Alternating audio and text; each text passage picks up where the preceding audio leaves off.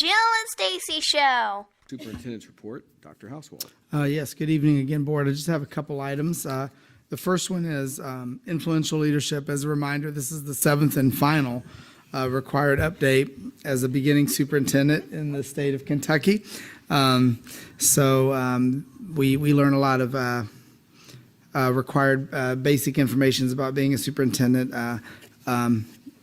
And so one of the things is influential leadership, and it's just promoting the success of learning and teaching by understanding, responding to, and influencing the larger political, social, economic, legal, ethical, and cultural context. Next slide of just a couple examples tonight. One of those is the political system that involves the district, laws, policies, and procedures to ensure those are implemented fairly, wisely, and considerately. And then, of course, the accessing local, state, national political systems to provide input in critical educational issues. And I just have a few examples. Of course, our participation in what we call the K groups, the Association of School Administrators, the School Board Association, the National School Board Association, and there's some various examples here. Of course, I had the privilege of watching Karen.byrd serve as president it was a 2-year term. I got to see the last 7 or 8 months of it, but we're real proud of that. And to have a school board member from Boone County that was the president of the entire Kentucky School Board Association just speaks to the involvement at the state level and making sure that we're advocating for students, for student learning, and for our staff and our community at Boone County. And the last slide is just some more examples of ways by which I engage with students on a regular basis. They are our clients. I know that I saw at the end of the day today, I saw Wyatt at Connor, and if I go a day or two without seeing students or being in a school, I'm quick to tell my executive assistant, Miss Ashley, that I've got to block off an hour or so that I can get back into the schools. It keeps us grounded and keeps us reminded of the reason we're here, and it's always a highlight of the day and the week. So. With that, I'll close my presentation on that. And lastly, it's not on the agenda. I just have had we've had some inquiries regarding the state of ESSER. You may recall that in 2020, 2021, there were several rounds of federal stimulus funding related to COVID-19. That funding had a timeline by which there was an expiry date. Those timelines have been extended at the federal level a few times, and we're one of a few districts that have managed to get caught in with the change in the political leadership at the federal level. We had expended funds and encumbered funds as required, and that's about $1.25 million. Half of that money we have spent and we had submitted, but we have been notified that currently we will not be reimbursed for. The other half we have encumbered the funds, and again, kind of the rules have changed at the 11th hour. So I just wanted to, if anyone's interested, I'm happy to share a list of those resources. It's mostly language, arts, and math curricula. If you look through the list, many of those things are programs, math, either supplemental or core curriculum in math and language arts that our schools are using. We are looking at the approximately $650,000 that is encumbered but not spent to see if those contracts can be canceled, if there's other funds, or if that would perhaps be an option for the site-based. So it seems like it may shift some of those costs if they've been encumbered. And the other money that we've already spent, it's all on really important and valuable things. We don't ever spend money on things that aren't necessary. So we're identifying other sources of funding for those. And then, of course, going forward as that winds down, I'm just updating you on that because we've had inquiries as to, was the money wasted? Was it not used? Why not? And I just kind of wanted to give a 30,000-foot level review of the various processes and guidelines that we had gone through. In some cases, multiple years of like a language arts curriculum for many of our elementary schools that we got a cheaper price by multi-year. And so we are going, there is a process that's been shared by us by the Kentucky Department of Education to simply try to appeal and show that these are, in our case, necessary, important, and related to closing the achievement gap. You may have seen an article recently and we have it on our website, and it basically highlighted the 100 districts that have actually now accelerated learning since COVID. And what we mean by that is There's 100 districts that have shown gains in math and language arts so that our academic scores are higher than they were before COVID. In other words, we've eliminated the learning loss from COVID, and we are the only school district in Kentucky highlighted for that, which means that our students are now outperforming math and language arts results that were prior to COVID. So we're really proud of that. It goes back to our hardworking staff and our committed parents that make sure our students show up each and every day. They are the third leg of the stool, right? Students, staff, and parents. And we work together. But to be the only school district in Kentucky that is now performing at a higher level than they were in 2019 just speaks volumes to the important work we do and how well we do it. So anyway, if anyone has any questions about that and they'd like to, I know Dr. Detwiler has a review of all the language arts and math curricula that we've purchased, and I'm just putting that out there. We are appealing and requesting that we can wind down the remainder of the funds that was afforded us, and we had followed the timelines and guidelines given. But nonetheless, it is definitely important use of money, and we will dedicate other resources if necessary. So with that, I close my comments. All right, we're going to move on to item 7, the audience of citizens. Looks like Amy Schroeder. So I've been an RN in the district for 11 years. I've been a nurse for 26. I'm here with my concerns with the safety and well-being of the staff and students of Boone County Schools due to staffing cuts. In my building specifically, the staffing cut affected my health clerk to part-time, and I will not get a replacement in the first aid room. Last year alone, my school saw 12,491 first aid visits. That's an average of 70 a day, and we have an enrollment of about 717 students. We have several schools, including elementary schools, with 5+ diabetics. At a minimum, we will see one diabetic child 6 times in a day. If their blood sugar drops too low, it becomes a potential medical emergency. Meanwhile, you have 18 daily meds to be giving during that time as well, and it has to be given at the time, 30 minutes before, 30 minutes after, or we cannot administer that medication at all. I'm asking for the board to consider the health clerk position as its own allocated position within the staff support category. The staff support position is one of the lowest paid positions in the district, and the majority of these health clerks are willing to take on the responsibility of helping with diabetics, which requires a 4 to 5 hour training, giving meds, giving nutrition through a G-tube, cathing students, and the list goes on and on. These are not sought out after positions for the pay they make. They are our primary health care provider in the absence of nurses in the building. Several principals in the district are wanting to not have the support position cover the first aid room full time. This is not safe. We have multiple students in the district that, based on their medical needs, require a nurse within seconds of their medical emergency to perform life-saving measures that can only be performed by an RN. They require a nurse to ride the bus to and from school, which can leave a first aid room uncovered without the presence of a full-time health clerk. We have kids who have frequent asthma attacks and could have seizures, allergic reactions, falls, head injuries that require an RN to assess them, and don't forget the diabetic students.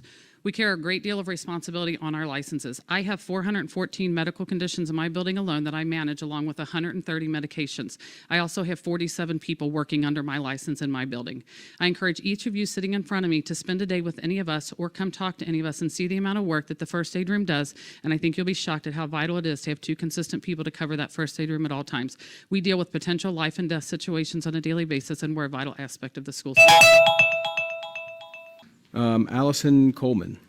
Unfortunately, I can't read as fast as Amy. That's all right. I have been a nurse with Boone County Schools for 6 years and a nurse for 35. RNs in the building are responsible for obtaining state-mandated immunization certificates, a yearly state audit for immunizations, as well as physicals, vision, and dental exams. We are responsible for updating healthcare plans and administering medications, as well as taking care of staff and students on a daily basis. There are more medical needs coming into the district every year. We have several students in the district who, without a nurse in the building, would not be able to come to school. Our health clerks are vital in order to make sure all of these tasks are completed on time. RNs are pulled from our buildings to teach CPR as required by the district, cover other buildings who require a nurse to be present in the building, or they are assigned to 2 different schools. There are 27 schools and 23 nurses and 1 district health coordinator who is also assigned to a school this year because of increased medical needs. We need a nurse in every building, which we do not have. Please don't take our health clerks away and take the ability of the principals to pull them from the first aid room. They are our right hand, and without them, the safety and health of staff and students will decline. They can run the first aid room as well as we can if we are out of the building or tending to an emergency in the building. During COVID, the biggest health pandemic we faced as a nation, Nurses were not consulted at all for any decision-making, nor were we added to the COVID task force team that was created by the district, which did not include any medical professionals until we went up the chain of command and a nurse was finally added. SROs are in every building to prevent and protect the safety of the staff and the students, and we are in the building dealing with the health and safety of staff and students on a much bigger scale. I would love to see the district's organizational structure and how many leaders who have multiple administrative assistants who don't work directly with kids keeping their positions, but the ones who are working directly with kids are being cut. Again, I encourage you in front of me to spend a day with any of us. Thank you. Thank you. Carol Dwyer? I'm Carol Dwyer. I have been in with the district for 19 years. I've been a nurse for way too long, 40 years. Things have changed a lot since I've been here. There's a perception that school nurses give out ice, Band-Aids, and crackers, but let me tell you how it really is. I started out with 2 elementary schools. At one point, I had 3 schools I was responsible for. There's no way I could do that without health clerks running things while I was doing the big things at the other schools. I currently have the biggest elementary school in the district. I have 5, as of this week, 5, it was 6 diabetics that I manage, see them all day long. It is a constant thing. I also see, we have 19 daily meds at my school. We have 37 emergency medications. This year, they required field trip paperwork that every single child I have to sign off on when they go to a field trip. So that means I don't just sign my name, I look it up and see, do they have a health condition? Does this child have the medication that they need? I do that. And for this month alone, it's over 600 children that I'm doing that for. In between all of my students, in between the kids with asthma. Carol, can you come and look at this student who has an injury? Carol, can you go to the special needs room? There's a need right there. Or maybe there's an employee who has a high blood pressure who I send to the ER. Or maybe there's a fall somewhere. So there is so many things, and I simply cannot do it by myself. I have to have a health clerk. And they're saying, oh, you can just do it all. There's no way. It's not safe for the children. It's not safe for me, and it's not safe for my license. So I really hope that you all consider that you would never consider taking away the aides from the special needs teachers or the kindergarten teachers, because those people are vital to them. And my health clerk and the health clerks of all the nurses, they are vital to us because we simply can't be everywhere and do everything. Thank you. Good evening. I'm Mary Ann Proctor. I am the representative for the 60th District, which includes Union and portions of Florence. I'm really just here tonight to introduce myself to you. We haven't had that opportunity. And to let you guys know, legislature, we would really like to work with our school board to hear from you. I personally serve on primary, secondary education, and we passed a whole lot of laws this session in a short session that directly impacts the schools. And I think it would be really helpful to hear from our school board. You guys are hearing this more than we are, and that's really important to have those open lines of communication. We try to work really hard with all of our county officials. I'm inviting you guys to do the same. So that's all I really have to say tonight. I just want to introduce myself, open up those lines of communication to make sure that we can work together. I think the common goal is to make Boone County schools the best that they can be. And I'm pretty sure next session we'll hear from you a whole lot because it's a budget year. So if we can just start having those conversations ahead of time and letting us know your concerns. We're here, Representative Roberts is here tonight, as well as Senator Rawlings, all with kind of the same goals. So thank you. Our state senator, Senator Steve Rawlings. Same theme as Representative Proctor.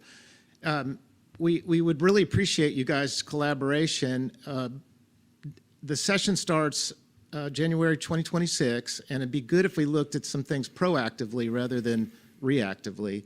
And we would like to hear more from the school board. I had a Senate Bill 68. It emphasized, it's a re-emphasis of civics, academics, vocational technical training, cleaned up some regulations. It would have been a great time to hear from you guys. So we just wanted to emphasize the communication. We need to talk more and hear more from you from this level. We know you've got people down there like you mentioned before, and we appreciate that. We talk to them very often. We talk to lobbyists, but we need to hear from people at the school board level.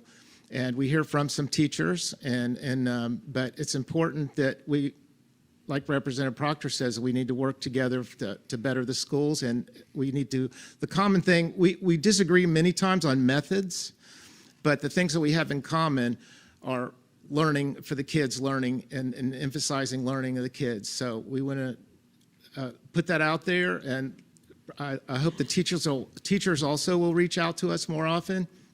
There's a lot of things that we don't hear down at the state level that you guys talk about here. We're dealing with a bunch of different issues, but we don't always hear about the schools. Like one good school bill we did this time is no cell phones in the classrooms. So during the instructional hours, there won't be any cell phone use. So that's good. So thank you. Thank you. My name is TJ Roberts. I'm the representative for District 66, which is the other Boone County exclusive House district, with Representative Proctor being the other individual with District 60 and Senator Rawlings is District 11. I just wanted to come to largely echo what my colleagues were saying as well, that the budget year is coming. There were hundreds of millions of dollars from the general fund to Boone County last go around. And I want to make sure that there is an ongoing dialogue between this board and the individuals representing Boone County, because fundamentally we do have a mission and in fact a constitutional obligation to ensure effective, efficient education for the children of Boone County. And that is a top priority that I have. I think that the mission that we all have is the same, and that is the best possible outcomes for as many students in Boone County's K-12 system as humanly possible. I'm a graduate of Burlington Elementary School, Camperns Middle School, and Connor High School. So I've been through the Boone County education system, and I want to make sure that that system is getting the adequate representation that it needs and deserves in Boone County. So I just wanted to introduce myself, be clear that my office has a general open door policy, and that is extended to you guys as well. And I would definitely appreciate any input, any advice as we go into this budget session. This is my first budget session in 2026. So I want to be clear that I want to have that open door. I want to have that dialogue to ensure that parents, students, and this institution is adequately represented. I think I turned out pretty okay going through the Boone County school system. So I want to make sure that as many people as possible are truly fulfilling the American dream. And I think a good education is the first pathway toward it. So just want to thank you guys for your time. Thank you. Thank you. For the month of March, we began with an adjusted cash balance of $96,926,524. We had total receipts of $9.7 million and total expenditures of $13.5 million. We had a net decrease in cash of just under $3.8 million. And our balance on hand at the end of the month was $93,133,235. It was a very typical month, very routine for us. Notable items are that we collected $1.4 million in occupational taxes, and we had a debt service payment of $3.1 million. Explain to me why we cannot hire more nurses and health clerks. We're sitting on a $93 million surplus. Sounds like Boone County citizens need to be asking some questions. Save the children.